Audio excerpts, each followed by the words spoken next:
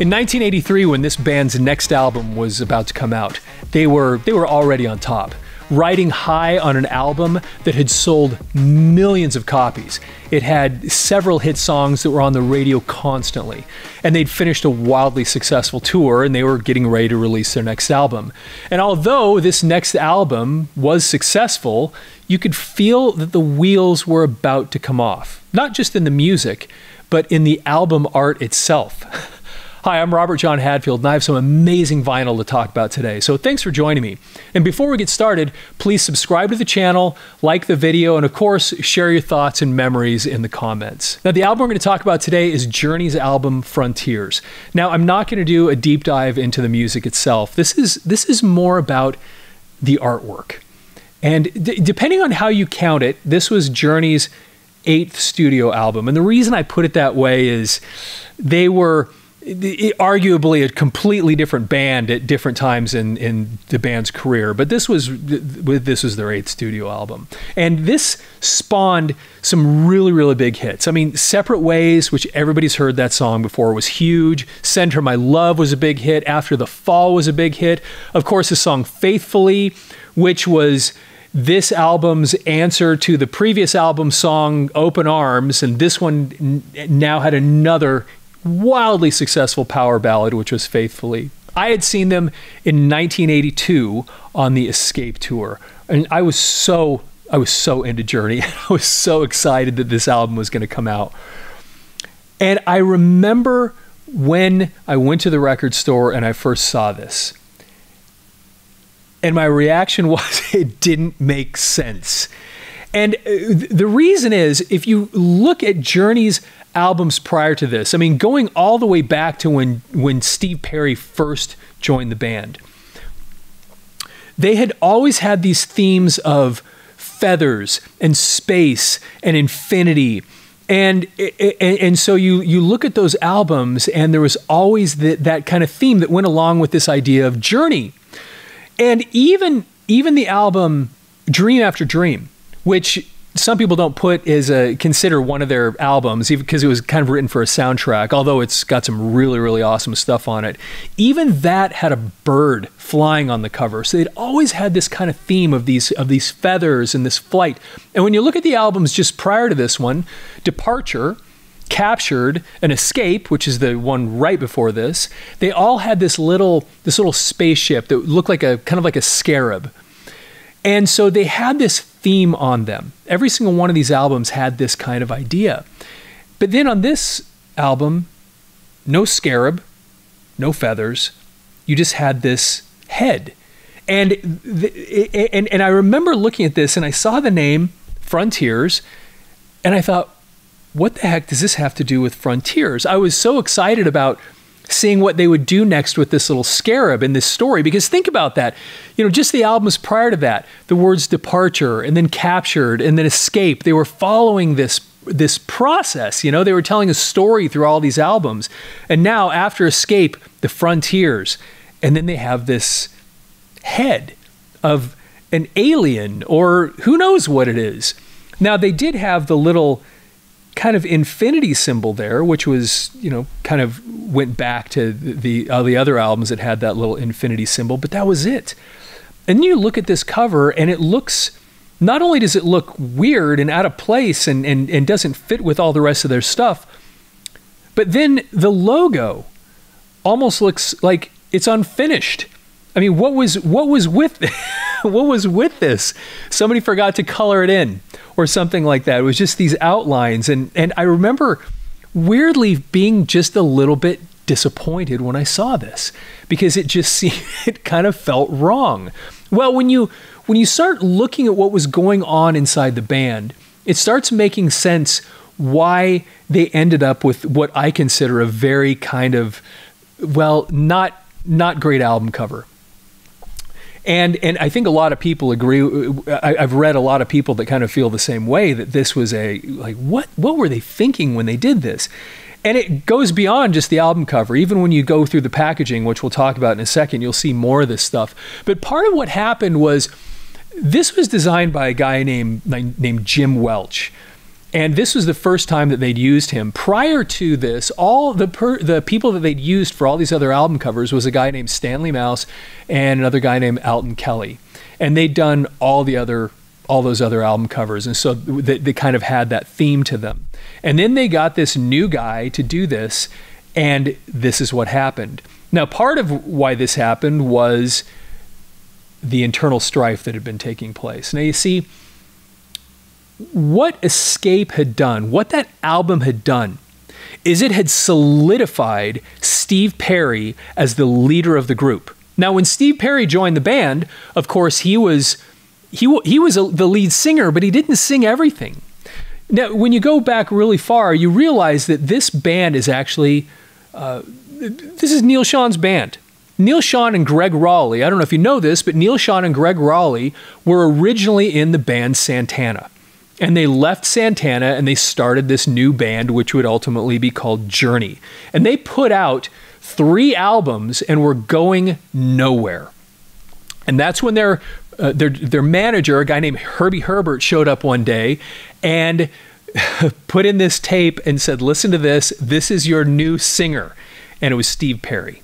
Steve Perry had been contacting Herbie Herbert, or he'd been hearing of Steve Perry for years, and then finally just went to these guys and said, this is going to be your new guy. And so Steve Perry was kind of forced on the band, and Neal Schon and Greg Raleigh were not sold on the idea. But then he comes into the band, and then all of a sudden the band starts getting more popular. Of course, I mean, Steve Perry's voice was amazing and everybody loved Steve Perry.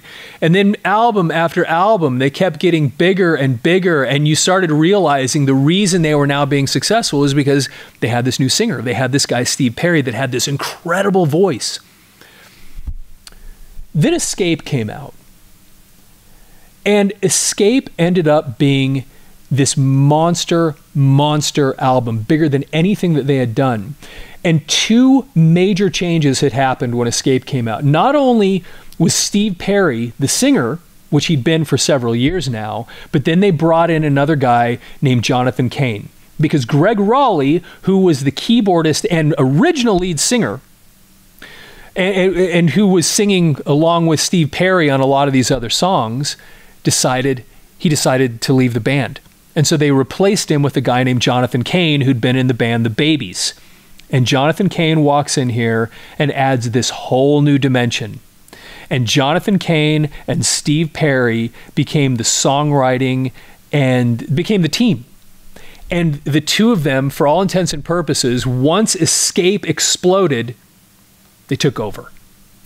And so Neal Schon, who was still in the band, felt some resentment for this.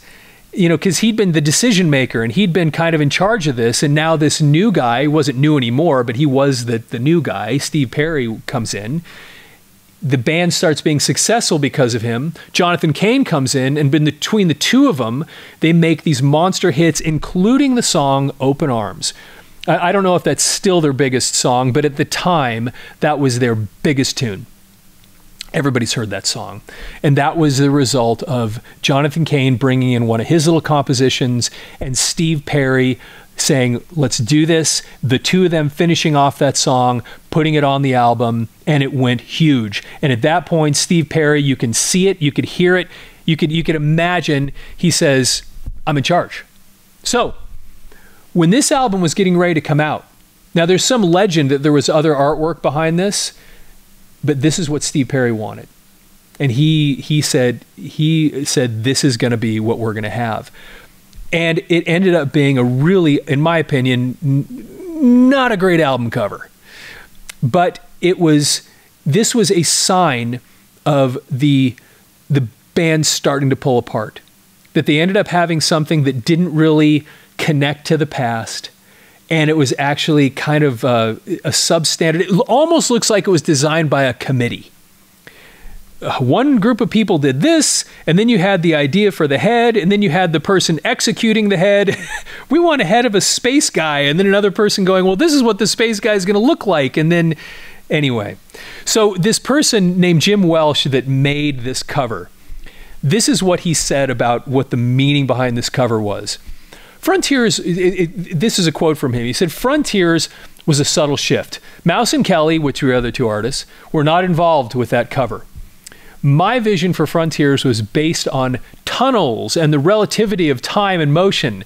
Light stays the same, but time bends. It was Einstein theories for artist interpretation. The alien in Frontiers wasn't really an alien at all. He was a connection to a higher level of listening to Journey. Okay, whatever. For a lot of people, myself included, it was just, huh? And we didn't get it. And you ended up having this album cover that looked like it was designed by a committee, which was a visual representation, in my opinion, of what was happening inside the band already. This struggle for power. And whether there's some legend that there were other covers that they were choosing from, it was almost as if there was this power struggle, like, no, we're going to go with what I want. And you end up with something that's kind of at the end. But it goes beyond that. Let's flip the album over. This is where, in my opinion, it got even a little bit more weird. Here's all 5 of these guys clearly, you know, in parachuting, skydiving, and you can tell clearly that every one of these photos, these heads, were cut out and then attached to the graphic for the photo-ready artwork for the album. The light sources are not exactly right. The whole thing just looks so cheaply done. It looks like it could have been put together by a high school art class, and that's what I mean by this. When you had an album that was like Escape, that was so incredible and so perfect and so amazing, even the album cover, the artwork was so great, to follow it up with something that, in my opinion, was so substandard was a crime in a way. But in my opinion, once again, this shows what was happening inside the band. The fact that they went from riding high and being one of the biggest bands in the world to putting out, in my opinion, artwork that looked like it could have been done by a high school art class. That's what happens. Now, it gets even worse than this, and I'm going to show you on the inside of this record now. These photos, similarly, in my opinion, are just so silly. They're so bad. And you have them in the suits. Now we have, instead of having, carrying on this theme of the blue, now all of a sudden we're pink. And then these guys are put on here, and they're in kind of this blue background, but then with this green outline. I mean, talk about colors that don't complement each other. It just clashes, and it's just kind of, in my opinion, kind of ugly.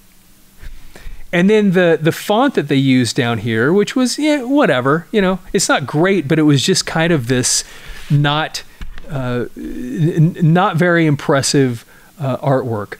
And you can kind of see, I don't know for sure, because I've looked at these, if these are the exact photos that were used, but they're pretty close. But they were just not very great images of these guys, of this band that was supposed to be so huge, and then they end up with this. But it gets even worse than that. And to me, this is the part that really, really puts it over the edge on what were you thinking with the packaging. And it's this side right here. You have a pink background with a light, yellow writing over the top of it. And even in part of this pink, you have this white where the text is utterly illegible. Yellow and pink, yellow on top of pink is so hard to read to begin with. And then you have just all of these texts just crushed together like this, where the font is so small, and then it just makes it painful. I remember getting this album and opening up and starting to read the lyrics and then just giving up because it was just too difficult to look at, which is just kind of an awful thing when you're wanting to explore an album. Now, on the inside, You know, this was kind of good, I guess, that they carried on the theme from the back cover, where you had this similar image, because a lot of bands didn't do this, where they would just use the standard label from from Columbia Records. But Journey came in here and they did something neat. You know, the label, they wanted to have this cool picture, and so they did that on both sides of the album. But there's something kind of interesting about this album too, that it's the artwork, of course, which I just talked about, but when you go further in, and like I said, we're not going to do a deep dive on the music itself, except for one song. And it's the song, where is it? It's the song Chain Reaction, which is right here, the third song, Chain Reaction. If you've ever seen this music video, it is a visual representation of what was going on behind the scenes. And it's a really interesting study, because in this music video, you literally have Steve Perry and Neil Schon yelling at each other in the video. They're singing these lyrics of the song, and one of them sings to the other, and then the other one sings back, and one sings to the other, and the other one sings back, and the entire time they're at each other's throats. And it's so interesting that these guys, that you could clearly tell there was strife happening within the band. You could tell through the artwork that strife was happening in the band. And as a result of that strife and this power struggle that was taking place, you ended up getting substandard visuals on this album. And this just progressed, because if you go to the next album, Raised on Radio, for me, I looked at that and I thought, well, wait, I thought the last one was bad. Raised on Radio, this goes way, way out from what Journey's normal themes were.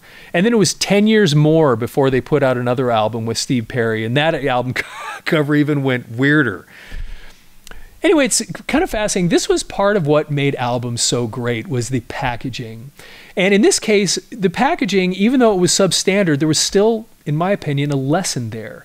There was still something here that could tell you a story by just watching how this was put together. And now looking back in retrospect, there was a story being told about what was going on behind the scenes with these guys.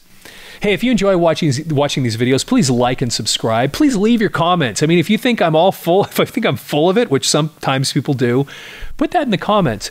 And also, don't forget, if you have old audio and videotapes that need to be converted to digital, most people do, go to audiomover.com. That's a great way to support what we do. Go to audiomover.com, where you can learn more about converting your old audio and videotapes to digital, and you can start an order there, and just even let people know about that company. We appreciate that. Anyway, with that, have a fantastic day.